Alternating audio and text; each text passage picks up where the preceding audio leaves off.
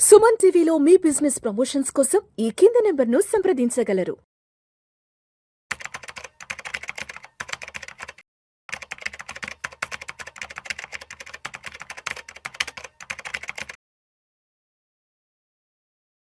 నమస్తే మాధవిరెడ్డి గారు. నమస్తే అండి. సో మాధవిరెడ్డి గారు, ఇప్పుడు ఈ రోజుల్లో చాలా మంది సింగిల్ పేరెంట్ గా ఉంటున్నారు. విమెన్ సింగిల్ పేరెంట్ గా ఉండే వాళ్ళు కానివ్వండి, లేదంటే డివోర్స్ అయిన వాళ్ళు కానివ్వండి, లేదంటే విడోహుడ్ గా ఉన్న వాళ్ళు కానివ్వండి, ఏదర్ వర్కింగ్ విమెన్ కానివ్వండి, లేదంటే హోమ్ మేకర్ గా ఉన్న వాళ్ళు.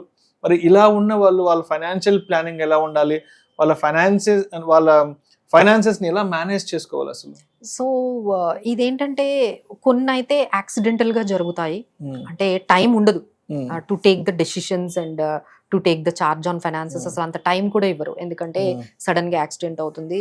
సో తనే అన్ని చూసుకోవాల్సి వస్తుంది, ఫ్యామిలీని, ఫైనాన్సెస్ ని. కొన్ని మీరు చెప్పిన కొన్ని సిచ్యువేషన్స్ అంటే సింగిల్ పేరెంట్ గా కానీ అదేంటంటే కొంచెం మనం ప్లాన్డ్ గా వెళ్తూ ఉంటారు. అలానే డైవర్స్ అనేది కూడా కొంత టైం ఉంటుంది తనకి సిచ్యువేషన్ ని అండర్స్టాండ్ చేసుకొని తను వెళ్ళడానికి. అలానే తర్వాత ఈ విషయాల్లో ఏంటంటే ఏవైతే మనకి టైం లేదో దానికి మనము ఉన్నదాన్ని, అంటే ఏదైనా ఇప్పుడు ఉన్న సిచ్యువేషన్ ని తను హ్యాండిల్ చేసుకోవాలి. తను వాళ్ళ హస్బెండ్ ఇన్సూరెన్స్ పాలసీలు క్లెయిమ్ తెచ్చుకోవడం దగ్గర నుంచి, తర్వాత తన ఎఫ్డీస్ కానీ ఏమైనా ఉంటే అక్కడ నుంచి తన నామినీ నుంచి తన అమౌంట్ క్లెయిమ్ చేసుకోవడం దగ్గర నుంచి తను కొంచెం లాయర్స్ ని దగ్గరికి వెళ్లాల్సి వస్తూ ఉంటుంది. లేదు ఒక ఫైనాన్షియల్ ప్లానర్స్ ని కానీ, అనలిస్ట్ ని కానీ, లేకపోతే ఫైనాన్షియల్ కోచ్ దగ్గరికి వెళ్ళి ఆయన దగ్గర నుంచి వచ్చిన ఇన్సూరెన్స్ అమౌంట్ ఏదో వస్తుంది కదండి, అలానే ఆయన మ్యూచువల్ ఫండ్స్ లో ఏదైనా అమౌంట్ ఉంటే తన అమౌంట్ అంతా ఎలా తెచ్చుకోవాలి అనే దాని గురించి వాళ్ళకి చాలా టైం పడుతుందండి.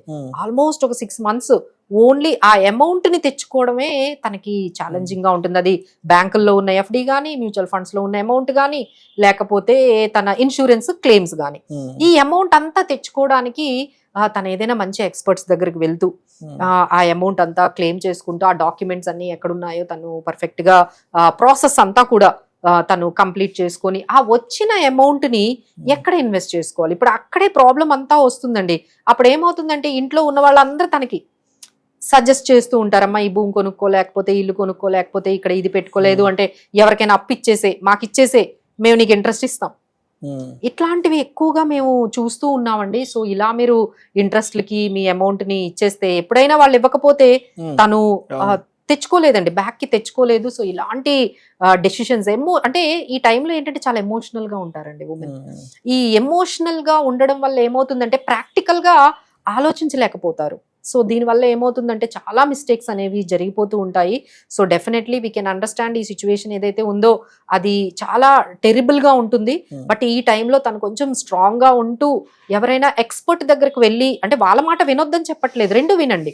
వీళ్ళ మాట అంటే సెకండ్ ఒపీనియన్ అనేది చాలా ఇంపార్టెంట్ అండి. ఎవరికైతే ఇలాంటి క్రిటికల్ సిచ్యువేషన్ లో ఉందో, మీరు అర్థం చేసుకోలేకపోతున్నారు, లేదు డెసిషన్ తీసుకోలేకపోతున్నారు అంటే ఇమీడియట్ గా ఎమోషనల్ గా మీరు హడావిడిగా ఏం పడకండి. సెకండ్ ఒపీనియన్ కోసం 4-5 అడగండి, ఒక ఎక్స్పర్ట్ని అడగండి, ఇంకొకరిని అడగండి, అన్ని వ్యూస్ వినండి. అన్ని వ్యూస్ వినిన తర్వాత మీకు ఒక ఐడియా వస్తుంది. బట్ కంగారు పడి ఏ డెసిషన్ తీసుకోవద్దు. నెక్స్ట్ ఏంటంటే ఈ డైవర్స్ కానీ, లేకపోతే ఈ సింగిల్ పేరెంట్ అనేది రెస్పాన్సిబిలిటీస్ అయితే చాలా ఎక్కువగా ఉంటాయండి. అంటే సోషల్ ఛాలెంజెస్ ఎలాగూ ఉంటాయి వీళ్ళకి.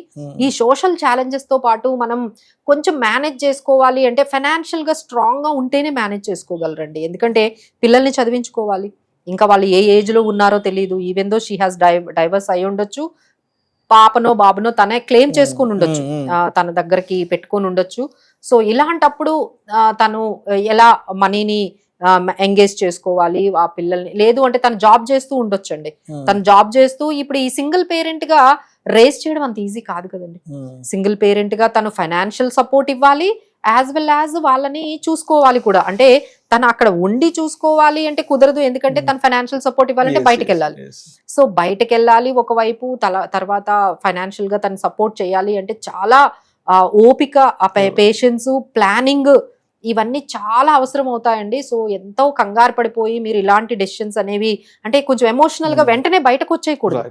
అన్ని సెటిల్ చేసుకొని, అన్ని ఆలోచించుకొని, అన్ని రకాలుగా మనం మంచి జీవితం ఇవ్వగలము అనుకున్నప్పుడు తను కొంచెం బయటకి రావాలి అండి. అదర్వైజ్ వితౌట్ ఎనీథింగ్ ఎమోషనల్ గా బయటకు వచ్చేసామంటే తను సఫర్ అవుతుంది, తనతో పాటు ఎవరైతే పిల్లల్ని తను తీసుకొచ్చేసిందో తను క్లెయిమ్ చేసుకుంటుందో వాళ్ళు కూడా సఫర్ అవ్వాలి. మొత్తం ప్లాన్డ్ గా కూర్చొని ఫైనాన్సెస్ అన్ని కూడా మనం ఎలా మేనేజ్ చేసుకోవాలో ఒక క్లారిటీకి వచ్చిన తర్వాత ఇద్దరు వైఫ్ అండ్ హస్బెండ్ ఎవరు రెస్పాన్సిబిలిటీస్ ఏంటి అనేది క్లియర్ గా మాట్లాడుకోవాలండి. ఎందుకంటే అలమని అవని పిల్లల్ని ఎవరు చదివించాలి, ఎవరు రెస్పాన్సిబిలిటీ, పిల్లల పేరు మీద ఏమున్నాయి, ఇవన్నీ ఆలోచించుకున్న తర్వాత అన్ని సెటిల్ అయిన తర్వాత బయటకు వస్తే బాగుంటుంది.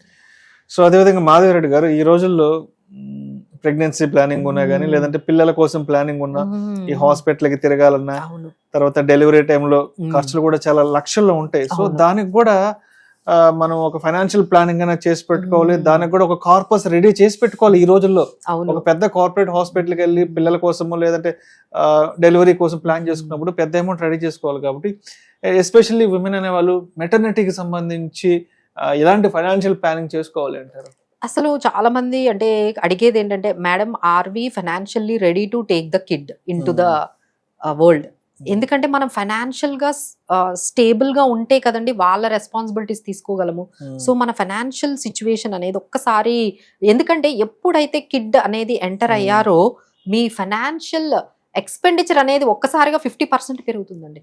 చాలా డబ్బులు కావాలి, చాలా మనీ కావాలి. ఎందుకంటే వాళ్ళు పుట్టిన దగ్గర నుంచి వాళ్ళు చదువుకునేంత వరకు ఇప్పుడు చాలా కాస్ట్లీ కూడా అయిపోయిందండి. ఎడ్యుకేషన్ కాస్ట్లీ అయిపోయింది. మీరు అన్నట్టుగా ఈ హాస్పిటలైజేషన్ ఛార్జ్ ఏదైతే ఉందో ఇవి కూడా చాలా కాస్ట్లీ అయిపోయాయి. సో దీనికి ముందుగా ఏంటంటే ఈ మెటర్నిటీకి ముందే మనం పాలసీ తీసుకుంటే ఏమి కవర్ అవ్వండి. ఇమ్మీడియట్ గా అంటే మీరు ఎప్పుడైతే మ్యారేజ్ కానీ అవుతారో ఆ మ్యారేజ్ కి ముందే మన మ్యారేజ్ కి అవ్వగానే ఇమ్మీడియట్ గా మీరు తీసుకుంటే ఇవన్నీ కవర్ చేస్తారు. అలా కాకుండా నాకు ప్రెగ్నెన్సీ వచ్చిన తర్వాత నాకు కవర్ అవ్వాలి అంటే అది కుదరదు. ఆ విషయం అది చాలా మందికి తెలియదండి. అది మనకు అప్పుడు తీసుకుంటే వెంటనే 3 months లో కవర్ అయిపోద్దేమో, 4 months లో కవర్ అవుతుంది, అట్లా ఏం ఉండదండి. మీరు ఏంటంటే ఈ మెటర్నిటీ ఎక్స్పెండిచర్ అంతా కూడా మీకు కవర్ అవ్వాలి అంటే ఇమ్మీడియట్ గా మ్యారేజ్ కి అయిన వెంటనే మీరు ఒక హెల్త్ ప్లాన్ ని మీరు కానీ ఒక 20 lakhs కి 30 lakhs కి ఈ రోజుల్లో చాలా ఎక్స్పెండిచర్ అవుతుంది. కాబట్టి అంత అమౌంట్ కానీ తీసుకున్నట్లయితే ఈ ఎక్స్పెండిచర్ అంటే అన్బార్న్ కిడ్ కూడా ఇప్పుడు కవరేజెస్ ఉన్నాయండి. చాలా మంచి పాలసీస్ మార్కెట్ లో మనకి వచ్చేసాయి. సో అన్బార్న్ కిడ్ అంటే కిడ్ కి కూడా ఒకసారి చాలా కాంప్లికేషన్స్ వస్తాయి. అట్లీస్ట్ 1 year వరకు వాళ్ళకి వ్యాక్సినేషన్ అని కానీ వాళ్ళని తీసుకుని వెళ్ళడం కానీ ఇవన్నీ కూడా మీకు చాలా వరకు కవర్ అయ్యే పాలసీస్. అంటే ప్రీ మెటర్నిటీ, పోస్ట్ మెటర్నిటీ అంటే పోస్ట్ మీరు పేరెంట్ అయిన తర్వాత కూడా కవర్ అయ్యేవి చాలా పాలసీస్ మార్కెట్ లో ఉన్నాయండి. అవన్నీ అర్థం చేసుకొని ముందు మీరు అలాంటి పాలసీస్ తెలుసుకోవాలంటే మంచి అడ్వైజర్ ని కూడా, ఒక ఇన్సూరెన్స్ అడ్వైజర్ ని కలవండి. ఇవన్నీ ఆన్లైన్ లో మీరు కనిపించినట్టుగా అవి ఉండవండి. సో దాన్ని కూడా ఒక కౌన్సిలింగ్ లాగా మీరు గమనించి మంచి అడ్వైజర్ తో కూర్చొని మాట్లాడి మనకి ఏది అవసరం అవుతుందో, మనకి ఎలాంటి పాలసీ ఎలాంటివి కవర్ అవ్వాలి, ఏవేవి మనకి కవర్ అవ్వాలి, ఏవేవి ఎక్స్పెండిచర్లు కవర్ అవ్వాలి అనేవన్నీ కూడా క్లియర్ గా మీ సిచ్యువేషన్ అంతా చెప్పి ఒక మంచి పాలసీ, ఇన్సూరెన్స్ పాలసీ తీసుకుంటే బెటర్ గా ఉంటుందండి, ఎస్పెషల్లీ ఉమెన్.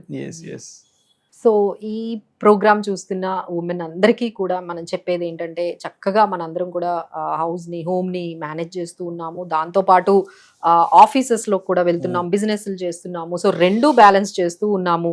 సో ఇన్ని రెస్పాన్సిబిలిటీస్ మనం చాలా చేస్తూ ఉంటే ఫైనాన్స్ని మేనేజ్ చేయడం పెద్ద కష్టమేమీ కాదండి. సో ఫైనాన్స్ మేనేజ్మెంట్ కూడా మీరు ఈ కొంచెం మీ చేతిలోకి ఛార్జ్ అనేది తీసుకోవాలి, ఇన్సూరెన్స్ని గురించి అర్థం చేసుకోవాలి, నామినేషన్స్ గురించి అర్థం చేసుకోవాలి, ఎస్ఐపిస్, మ్యూచువల్ ఫండ్స్ గురించి అర్థం చేసుకోవాలి, అలానే డిమాట్ అకౌంట్స్ గురించి కూడా తెలుసుకోవాలి. మరీ ముఖ్యంగా ఈ బడ్జెట్ని గురించి కానీ లేకపోతే ఈ నెట్వర్త్ స్టేట్మెంట్స్ గురించి కానీ వీటి గురించి కొంచెం ఫైనాన్షియల్ లిటరసీని అయితే కొంచెం పెంచుకోవాలండి. ఎందుకంటే ఒక్క ఉమెన్ కానీ ఇంట్లో ఒక ఉమెన్ కానీ ఎడ్యుకేటెడ్ అయితే, ఫైనాన్షియల్గా లిటరేట్ అయితే మొత్తం ఫ్యామిలీయే కాదండి, తన చుట్టుపక్కల ఉన్న వాళ్ళందరినీ, తర్వాత తన పిల్లల్ని కూడా చక్కగా గైడ్ చేయగలుగుతుంది. So take some steps towards financial freedom.